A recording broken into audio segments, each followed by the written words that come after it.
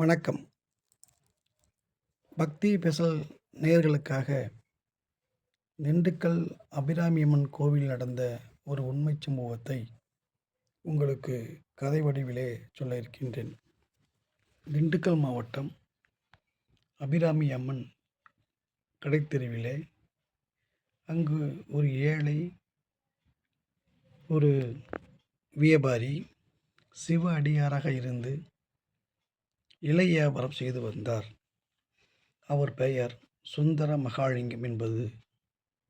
அவர் எப்பொழுதும் சிவநாமத்தையே உச்சரிப்பதும் தலையில் ருத்ராட்ச சின்னங்களை அணிந்து கொள்வதும், இப்படி ஒரு அழகிய ஒரு சின்ன இறைவனைப் போல காட்சி தருவார்.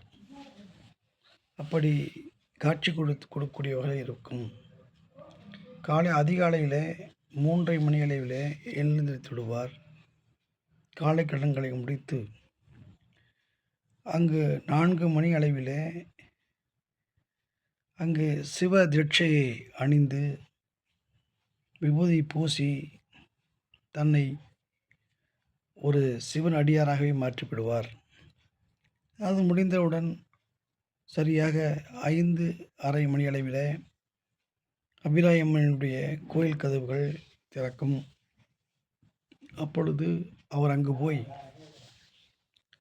இறைவனையும் பத்மகிரீஸ்வரர், காலத்தீர்வு சுவாமிகள், ஞானாம்பிகை, அபிராமி அம்மன் இப்படி அனைத்து சாமி சிலைகள் முன்பு வீழ்ந்து வணங்கி தன்னுடைய சிவ கடமையை காலையில் முடித்துவிட்டு காலை சிற்றுண்டியை அங்கே ஒரு சிறிய கடைகளில் சாப்பிட்டு விட்டு தன்னுடைய வேலையை தொடங்குவார்.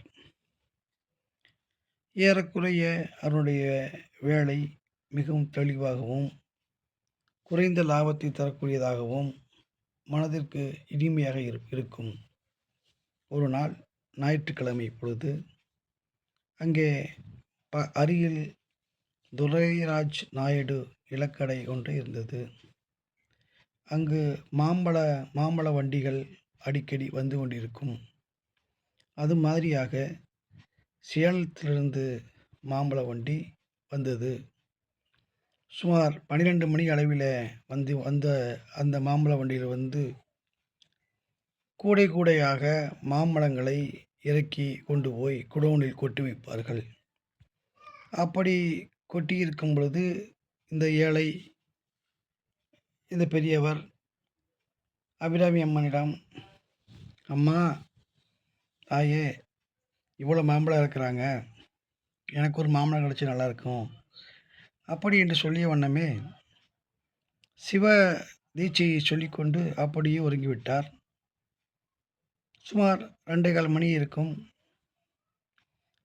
அங்கே பச்சை பாவாடை உடுத்தி ஒரு கையில் கிளி ஒரு கையில் மாம்பழம் ஏந்தி ஒரு 10 வயது பெண் குழந்தை அங்கே வந்து நிற்கின்றது. அங்கு கொலுசு சத்தம் கேட்கிறது. அப்படி, தாத்தா மாம்பழம் கேட்டியே, நீ பாட்டு தூங்கிட்டு இருக்கிய, எந்திரி அப்படின்னு சொல்கிறார். உடனே தாத்தா எந்திரிக்கிறார். எந்திரித்து,